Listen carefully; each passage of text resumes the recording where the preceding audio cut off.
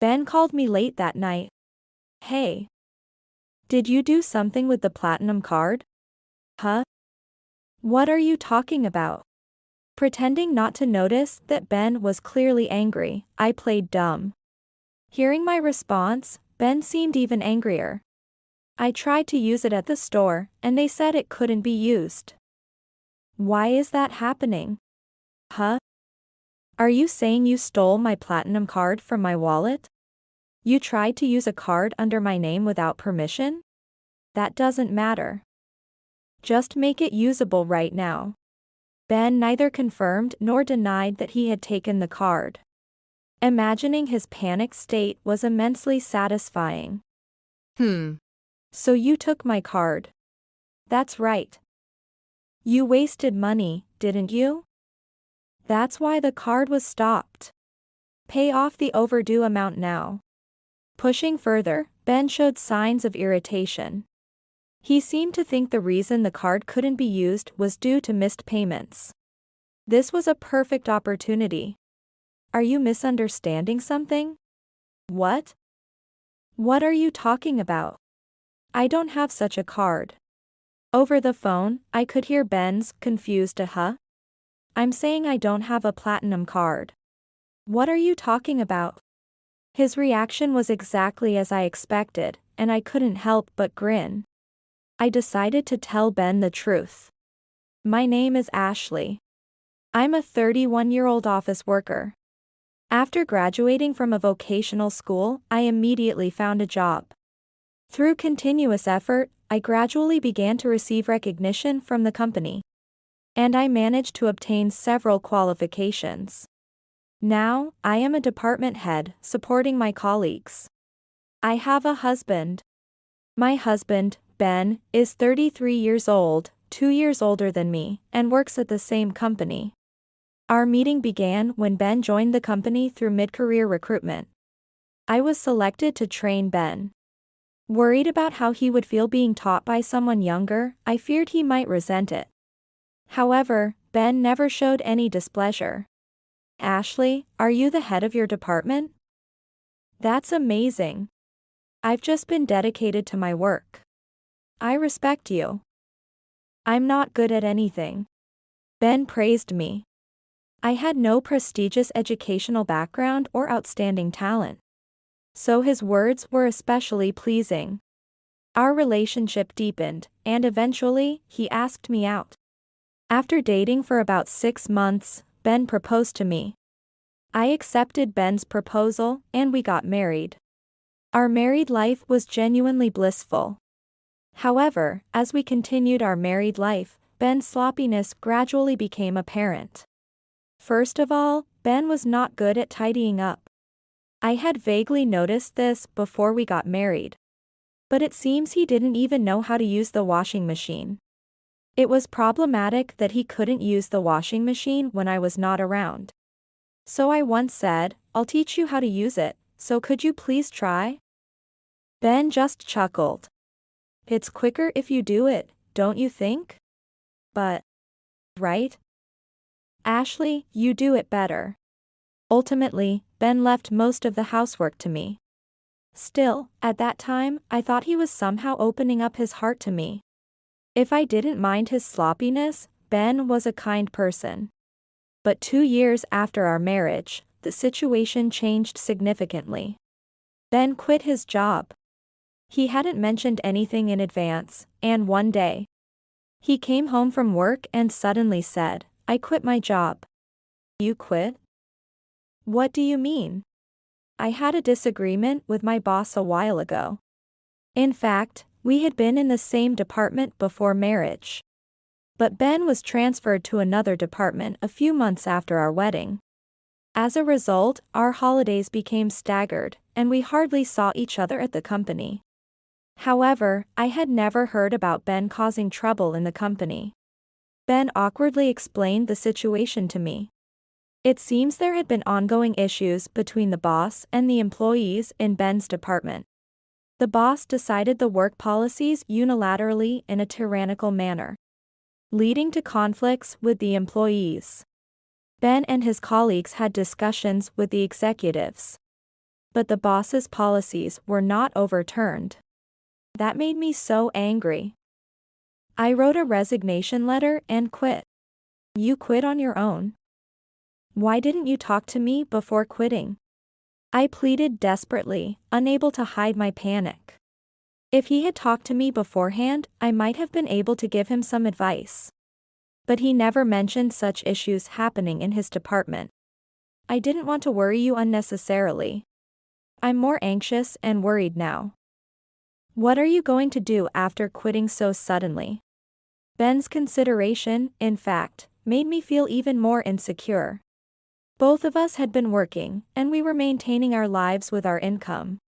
The condo we live in is in Ben's name, and though we're paying the rent together, it's hard to overlook the lack of income. The financial worries have only increased my anxiety. Ben seems to understand this well and said in a rushed manner, "I'll definitely look for a job. Ashley, just keep doing what you've been doing." Honestly, I struggled to believe what Ben was saying. But since Ben said he's looking for a job, he must intend to keep his promise. Okay. I'll manage until you find a job. Thank you. I'll do my best. I decided to trust him this time. In fact, I have always earned more than him. We could probably manage to live just with my income if necessary. However, at this time, we were thinking about having children. It was indeed frustrating that he quit his job just as we were considering this. But there's no use complaining about what has already happened, so I decided to accept it. Ben started looking for work and took up part-time jobs in the meantime.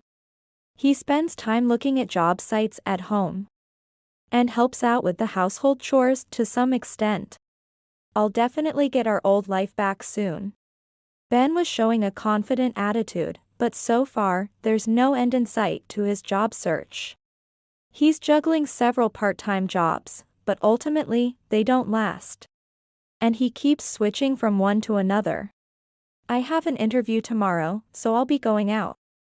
Is that for a part-time job? It seems like a company that pays well. Even if it's part-time, it looks like the salary could be stable. Ben seemed excited, and it appeared he hadn't noticed my dissatisfaction. He seems eager to work, but in reality, he keeps quitting and looking for new part-time jobs. I'll definitely get it right this time, don't worry. Okay. Good luck. Yeah. Oh, and I ate some snacks earlier, so I don't need dinner. After saying that, Ben went back to his room. I wish he had told me sooner. I swallowed the words I wanted to say and put Ben's portion of the dinner in the refrigerator. I really wish he would work as a full-time employee and earn a stable salary. But Ben just laughed it off, saying, "These things depend on fit and timing." After that day, Ben began to stumble even in interviews for part-time jobs. As a result, he started to take out his irritation on everything around him. He would make loud noises at home and sometimes click his tongue. He even threw out food if he didn't like it. Hey, don't be so irritable. I have a right to be irritated. Why do I have to go through this? Ben spoke as if he were completely a victim. Regardless of the reason. Mentioning that he left his previous job due to interpersonal issues gives a bad impression in interviews. Whether Ben understands this, I'm not sure. Maybe I can't work anymore. It's okay. Ben, you can do it. I tried to encourage him, but he snapped. What's the point if I keep failing interviews? I'm going to stop job hunting. And he went back to his room. With so many rejections, it's understandable that he might be feeling down.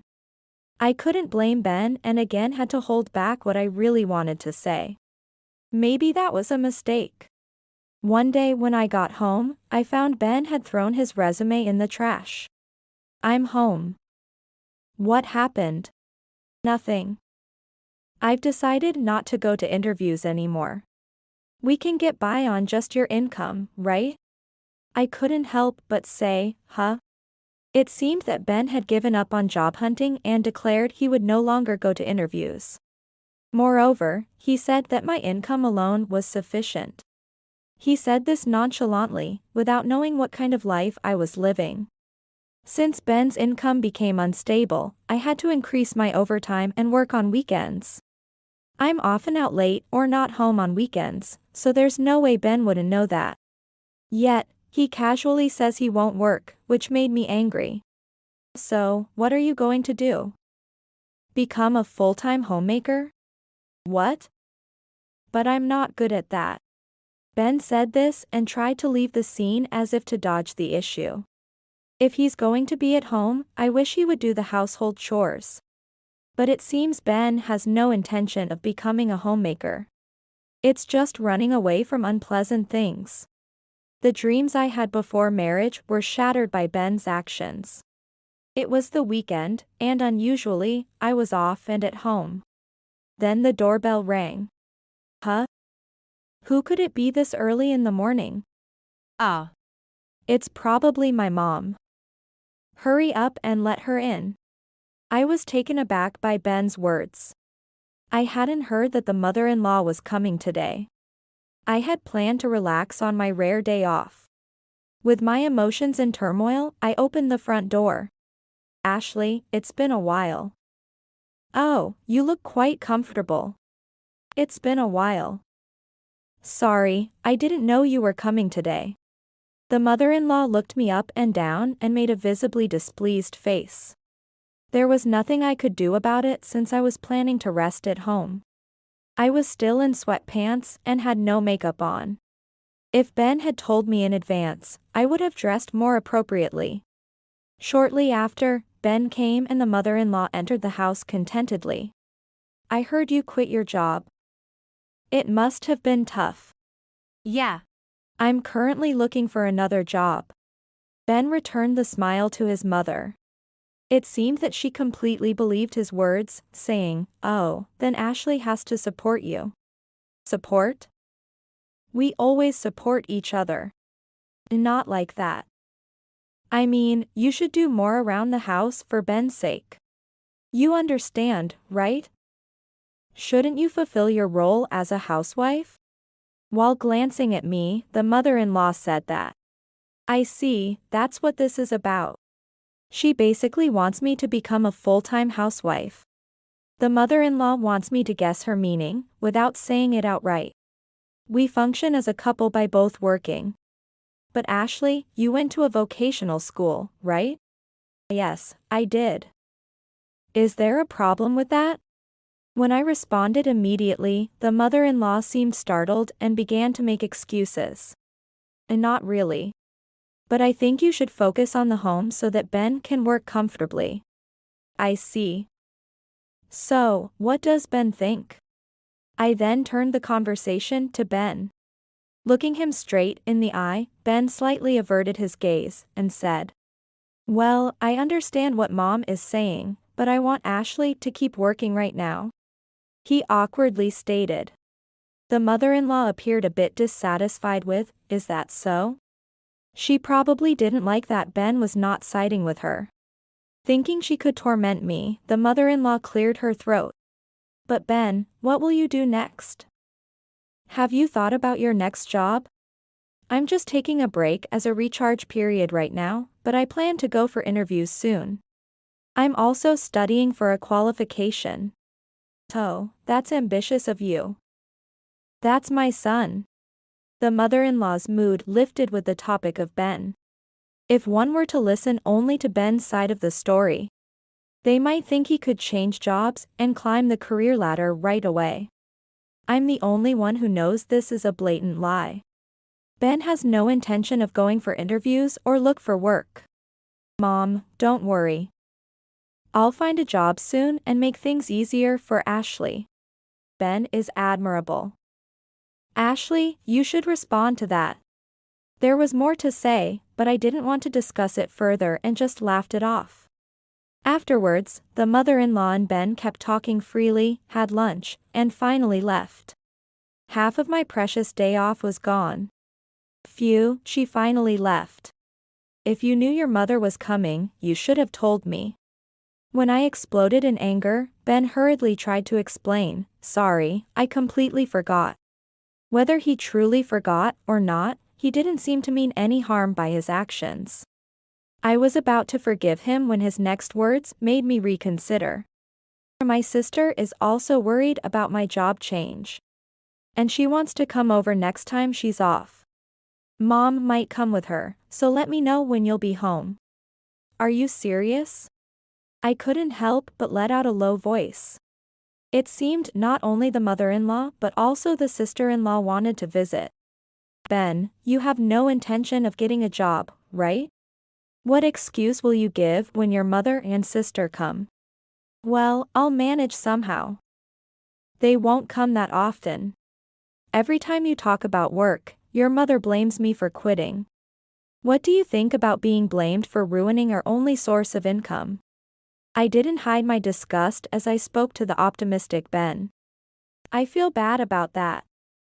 But I can't say I'm not doing job hunting. And it's hard to dodge that topic, right? Ben seemed to understand that I was being blamed. Yet, it appears he has no intention of telling the truth. What's the point of keeping up appearances to this extent? As I sighed, Ben visibly flinched. Maybe Mom and my sister are just worried about me. I'll try to talk more with them, so can we meet again? Really? Can you promise that? While Ben says this, he is not very reliable. The mother-in-law and sister-in-law are probably concerned about him. I understand that. But to be honest, I'm not fond of the mother-in-law and sister-in-law. The mother-in-law looks down on my education and continuously makes snide remarks. And she insists that Ben should work and I should become a homemaker. I wish she would speak more firmly to her own son about work. It's his fault, yet they blame me. And the mentioned sister-in-law is especially lacking in delicacy. I first met the sister-in-law a few days after the meetup. Before the wedding with the mother-in-law. While choosing a wedding dress, the sister-in-law said she wanted to help pick it out. I refused, but she was so persistent that I reluctantly let her join. Wow. What a lovely dress. The sister-in-law was excitedly scrutinizing the wedding dresses. It seemed like I was not in her consideration. However, when Ben and I started picking, she began to stare intensely at us. After looking me up and down, she snorted. You went for this type of girl. What do you mean? I thought you preferred flashier girls, but you chose a plain one. I was speechless at her unexpected words. Noticing my freeze, the sister-in-law grinned and said, I'm just not good at lying. Don't take it badly. I think of you as family now. Then she went back to looking at dresses. Ben did not reprimand his sister and just looked troubled. Hey, is your sister always like that? Unfortunately, yes. She's like that to my friends too. So I hope you don't worry too much about it. From that day, I started to think of the sister-in-law as a troublesome person. For that reason, I wanted to avoid the mother-in-law and sister-in-law as much as possible.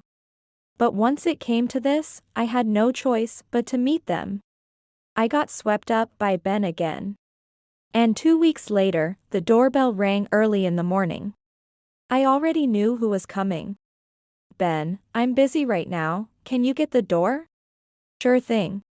Ben headed to the entrance, and after a while, I could hear cheerful voices. That alone made me sigh. Hi Ashley. Yoo-hoo. Just came to hang out. Oh, you're home today too. Hello. You guys must be doing well. Living in such a big condo, that's impressive. The sister-in-law was looking around our home without any reservation. I was nervous watching this, but Ben seemed relaxed. Right. It's all because I'm working hard. Relax and enjoy yourselves today, Mom and Sis. Oh, how dependable. Then I'll take your word for it and make myself comfortable. The mother-in-law and sister-in-law sat down in the living room and Ben followed. After finishing the chores, I also went to the living room, but was told, "Hey, bring some snacks since the family has come to visit." I was sent away. I was disappointed to see him act so grand, as if he were the man of the house and paying for everything. But the rent is not being paid by Ben. It's actually all paid by me, while I want him to keep up appearances on his own. That explanation to his mother was particularly irritating. But I decided it was no use getting angry and chose not to say anything unnecessary. When I returned to the living room with snacks, "Ashley, do you hold a managerial position? How come you work in such a good position?" I was bombarded with questions by the sister-in-law. When did the conversation turn to my job? Feeling utterly fed up inside, the sister-in-law continued, "I went to university, so I don't really understand Ashley's educational level. But don't you feel guilty earning more than Ben?" "Exactly. You don't seem to know how to make your husband look good, do you?" The mother-in-law and sister-in-law grinned at me, agreeing with each other. Ben, on the other hand, just silently listened to their conversation. It was infuriating, but what made it worse was when Ben joined in the conversation.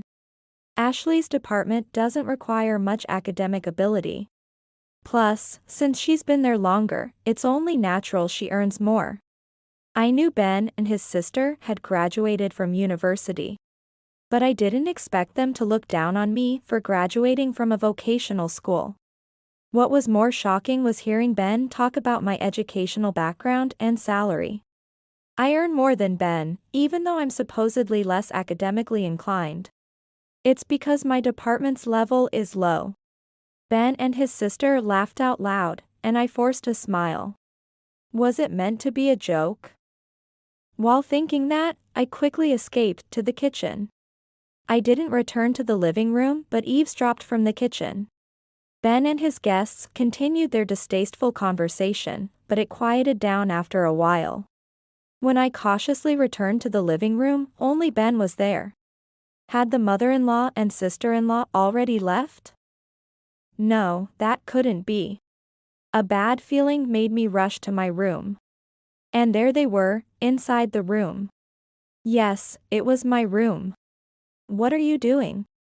I blurted out sharply, and the two of them turned around reflexively.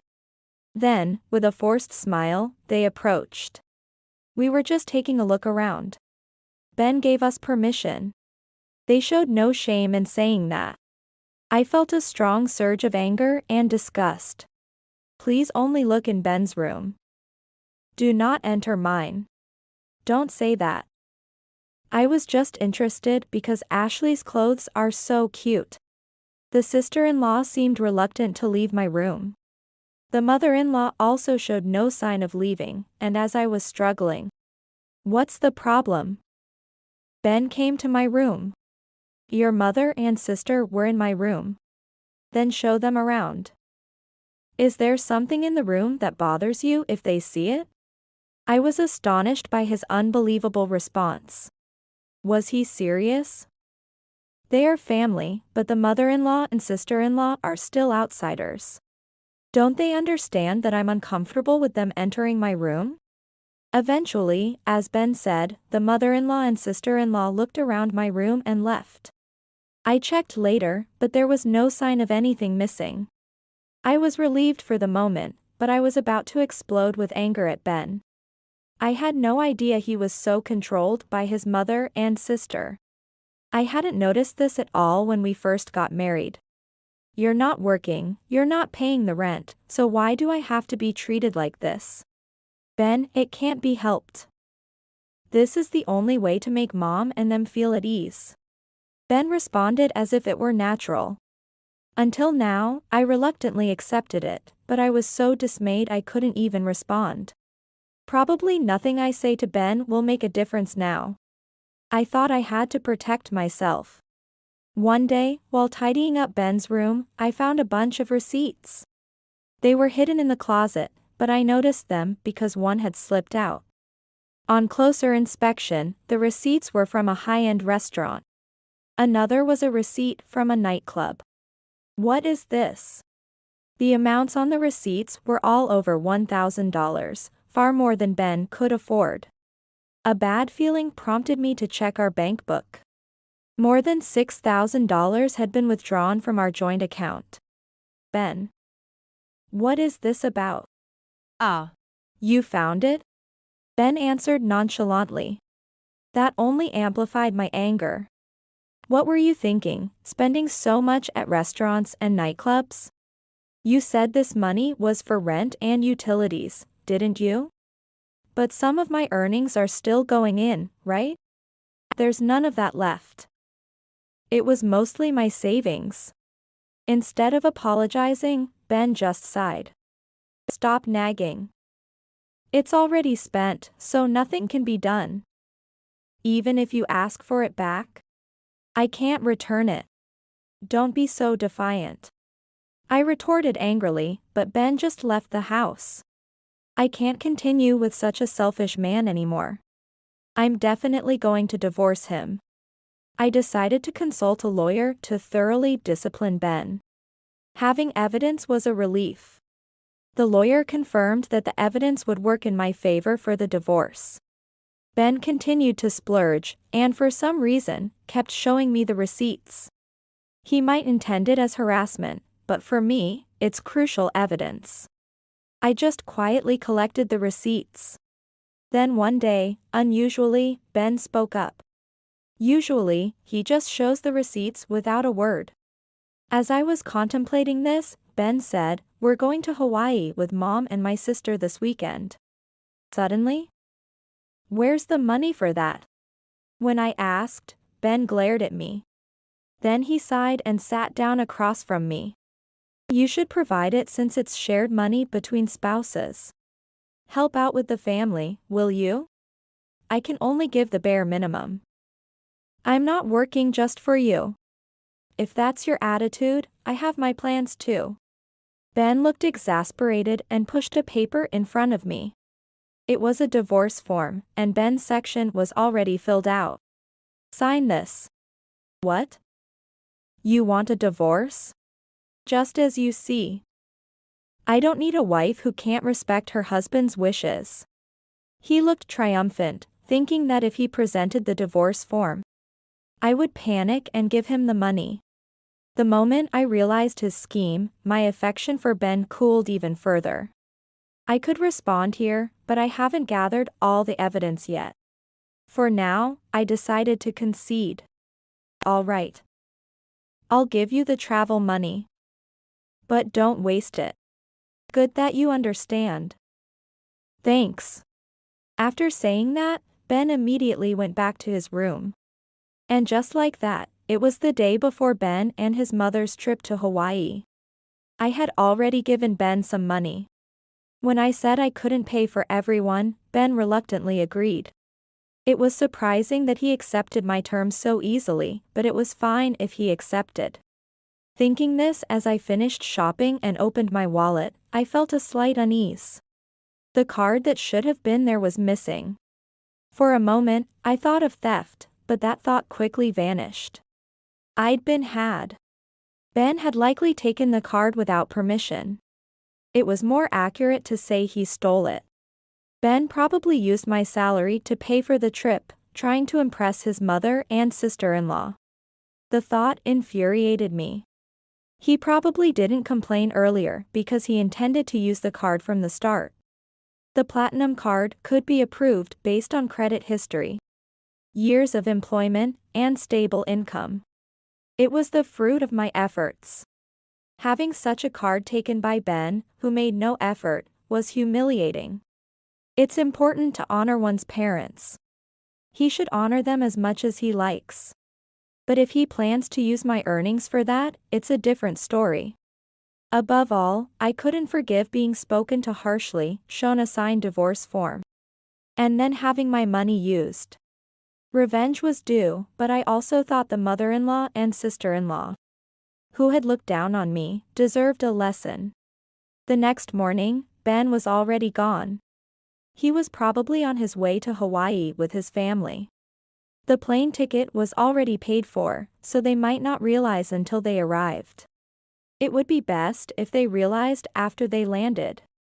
And as planned, there was no contact from Ben and the others. Ben called me that night. Hey. Did you do something to the platinum card? Huh? What are you talking about? Pretending not to notice Ben's obvious anger, I feigned ignorance. Hearing my reaction, Ben seemed even angrier. I tried to use it here, but they said it couldn't be used. Why is that? What? Are you saying you stole my platinum card from my wallet? You tried to use a card under my name without permission? That doesn't matter. Just make it usable right now. Ben neither confirmed nor denied that he had taken the card. Imagining his panicked state was immensely satisfying. So you took my card? Yeah. I did. And it's your fault, right? You must have overspent. That's why the card got blocked. Pay the overdue amount now. As I pressed further, Ben showed signs of irritation. He seemed to think the card was blocked due to missed payments. This was a perfect opportunity. I thought now was a good opportunity to make Ben face some consequences. Aren't you misunderstanding something? Ben, what? What are you talking about? I don't have that kind of card. Over the phone, Ben let out a puzzled huh? So, I don't have a platinum card. What are you talking about? Ben's reaction was just as I expected, and I couldn't help but fist pump. This is when I finally decided to tell the truth. Actually, I've been thinking about canceling the platinum card. That's why I had the card stopped yesterday. Cancel? My strategy was simple, to get the platinum card that Ben took disabled. The day before Ben and his family were to leave for Hawaii. After noticing the card missing from my wallet, I quickly called the card company to have it stopped. It was almost certain that Ben had taken it, but when I reported it as lost, they immediately disabled it. I never thought you would take it. But I have other cards, so no problem, I thought I'd just cancel it. No way. Ben let out a dry laugh. I wondered if this had served as revenge, but Ben, breathing heavily through his nose, retorted. You're just saying that. You're lying to keep me from using the card, aren't you? It stopped because you haven't paid the bill. As if I do something like that? I have other cards, so as long as they work, I'm fine. I replied calmly. Ben seemed to think he was being trapped, but unfortunately for him, it was the truth. After explaining matter-of-factly, Ben seemed to have no choice but to believe it. So, this card really doesn't work anymore? Ben, what's wrong? Let's go. Whether or not he realized Ben's plight, his mother's voice could be heard in the background. There was also the buzz of other voices nearby, likely his sister and her husband. Ben, perhaps unable to afford any reply, remained silent. Knowing the card he relied on didn't work, he must be panicking. Aren't you being called by your mom? Aren't you going? Ashley, help me. I told everyone I would pay for everything except the plane tickets. It seems Ben was indeed planning to impress using my card without permission. I knew it, but hearing it from him was still astonishing. He was also complaining about needing to pay for taxis and not being able to buy things everyone wanted, but that was not my concern. You said you would pay for everything except the plane tickets, right? Then you should take responsibility and pay for it yourself.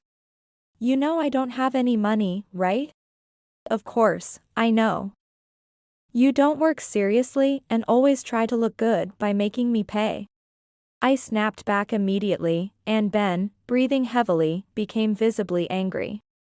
He might not erupt in anger in front of his family, but it was clear he was far from composed. Don't get too cocky. Remember this when I get back. That's my line. When you get back, we'll talk about the future. I'm hanging up now. Before Ben could say anything else, I quickly ended the call. Then he started texting me, demanding, "Send money now." When I ignored him, he continued, "Don't you care if my mom and others are having a hard time? You're terrible." I saved all these messages as evidence and contacted my lawyer. While Ben and his family were away, I diligently prepared for the divorce. First, I filled out my part of the divorce form that Ben had preemptively given me and submitted it to the registrar's office. It was meant as a threat by Ben before the Hawaii trip, but it turned out to be useful. Finally, my lawyer and I had a final meeting about the claim for compensation. As a result of the discussion, it was decided that Ben, his mother, and sister's behavior was sufficient to demand compensation. Ben continued to call even after they returned. I was tired from handling various procedures and really didn't feel like talking to Ben, so I ignored his calls. A few days later, through my lawyer, I called Ben, his mother, and his sister and her husband to the law office. The four of them showed up looking confused. "What's the meaning of calling us here? This is such an inconvenience." The mother-in-law complained, and the sister nodded in agreement. Her husband looked puzzled, but Ben was visibly shaken. It was time for the lawyer to explain. The lawyer discussed Ben's sudden job resignation and his decision to give up job hunting. He had flaunted wealth in front of his mother and sister by looking down on me and making derogatory remarks. Now, revealing the unauthorized use of the platinum card during the Hawaii trip, Ben visibly shrank. As more evidence was presented, all three changed color. He wasn't job hunting? But Ben said he was. He told Ashley he quit job hunting. He asked her not to tell the family because he didn't want you to know. The mother-in-law stared at Ben upon hearing the truth. Ben was so embarrassed he couldn't look anyone in the face. "What? You said you forgot your money. Are you actually not working?" The mother-in-law was visibly unable to hide her surprise, staring at Ben. It seems he managed to deceive her in Hawaii. But now, maybe she'll realize Ben's true nature. I thought so, but then the mother-in-law glared at me. "Ashley, you were deceiving me, weren't you? If you knew Ben was unemployed, you could have transferred or sent some money, couldn't you?" "What?" To my surprise, the mother-in-law still directed her anger at me. The lawyer and the sister-in-law's husband looked at her with disbelief. "You knew Ben had no money, yet you did nothing, right? Leaving Ben to struggle in Hawaii, that's the worst. Are you serious? I've helped him financially many times. He betrayed that by thrusting a divorce paper at me and stealing my card." As I argued back, the mother-in-law's face turned even redder. "And you stole the jewelry from my room, didn't you?" "Yes, I hadn't realized it at the time. But the mother-in-law had rummaged through my room and taken necklaces and rings. Not just once, but multiple times. Those cheap things?" "It doesn't matter." The mother-in-law became defensive and tried desperately to turn the situation around. Arguing further seemed pointless. As I was thinking about what to do next, the sister-in-law's husband raised his hand and said, "Excuse me?" He then turned to me and apologized deeply. "I had no idea that my wife intended to pay with your card. I'm sorry for the trouble she caused. Please, don't apologize. It's also my fault for stopping the card, which must have inconvenienced you." The sister-in-law's husband apologized to me, apparently unaware that his wife had targeted me. Understanding the situation, he glared at the sister-in-law and left the room without a word. "Wait. What she's saying is a lie. I thought we were getting along, but she betrayed me." The sister-in-law tried to stop her husband, but he coldly said, "Believe that now," and looked at her disdainfully. She shivered. Usually, the sister-in-law's husband is mild-mannered, but he showed another side of himself. I watched in surprise as he said, "We'll discuss our future when we get home," and then he left. The sister-in-law collapsed to her knees and started crying on the spot. I watched the scene indifferently.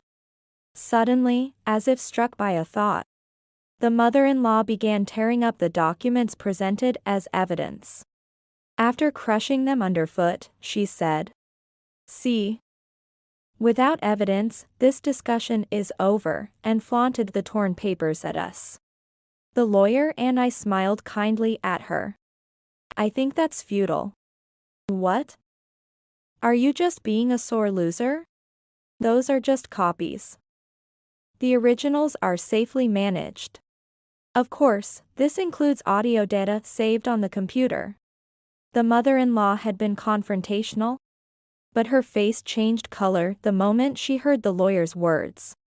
Her thoughtless actions had been witnessed by a third party, while she attempted to destroy evidence.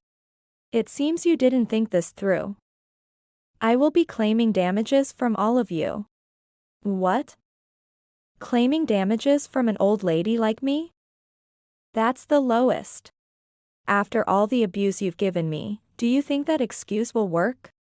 I haven't forgotten a single day of what you've put me through.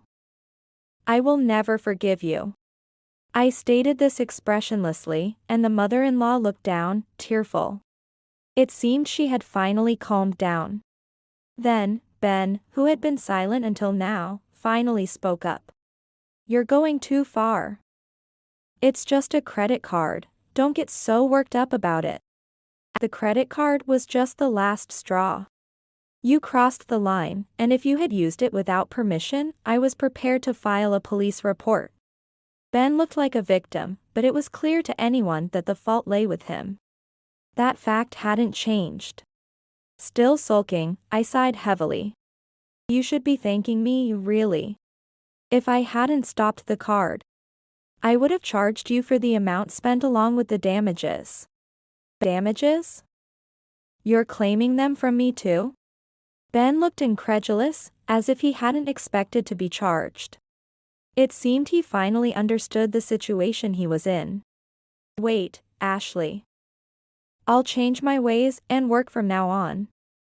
Please don't abandon me." He finally uttered words of remorse. But it was all too late. He had had many chances to change his ways before. "It's too late. We've always worked hard together. Please." I looked at Ben, who was pleading desperately, with a cold gaze. "You're the one who brought up the divorce papers. And I have a recording of you admitting to stealing the card. I wasn't serious about the divorce papers. I just wanted you to change your mind." What a ridiculous thing to say.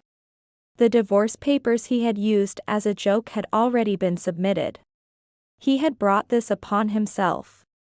"Ashley, unfortunately, we can't understand each other. Why don't you live with your beloved mother in that house?"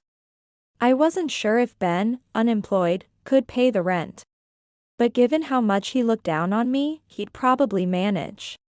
In any case, he was now a stranger, and his life had nothing to do with me anymore. I ended the conversation there. Ben and his mother kept apologizing, but I left it to the lawyer and left the scene. Later, I formally filed for damages against Ben, his mother, and sister. In addition, Ben would now have to pay the rent by himself. I also demanded damages from his mother and sister. I had successfully recorded the mother-in-law rummaging through my room and taking items. After their second visit, installing hidden cameras proved useful. Including the compensation for the stolen items, the total amount of damages was quite substantial. For the sister-in-law, the persistent recordings I had made paid off. Since there was evidence of her denigrating my education and character, I was able to claim damages from her as well, though the amount was smaller. Ben and his family initially refused to pay and threatened to sue. But the lawyer handled it firmly. "If you go to court, you will lose. Then introduce me to a lawyer. If we leave it like this, she gets what she wants." Ben and his family showed a fighting spirit, but the lawyers said, "It would only cost you more money. It would be quicker to just pay." Thanks to that, they did not take me to court, and all three agreed to pay the damages. This allowed me to finally have a peaceful life. I thought so, but a few weeks after agreeing to the damages, Ben called me. "Ashley, won't you reconsider? I never imagined life without you would be so lonely." "No." I answered immediately, and I could hear Ben breathing heavily on the other end of the phone. "My sister is getting divorced too. They're blaming us for what happened. Can you pay the damages quickly? If you contact me directly again, I'll increase the damages." I said that and unilaterally ended the call. Ben's family being ruined was not my concern. I blocked Ben's number. Later, Ben, his mother, and sister properly paid the damages. Once, when I happened to pass near their home, it was up for sale, likely sold to pay the damages. I don't know what they're doing now, and I'm not interested. I've been promoted at work and am enjoying my days more than ever. The condo I live in alone suits me, and I feel freed from the stress of many years. Now, I can live my life without having to think about anyone else.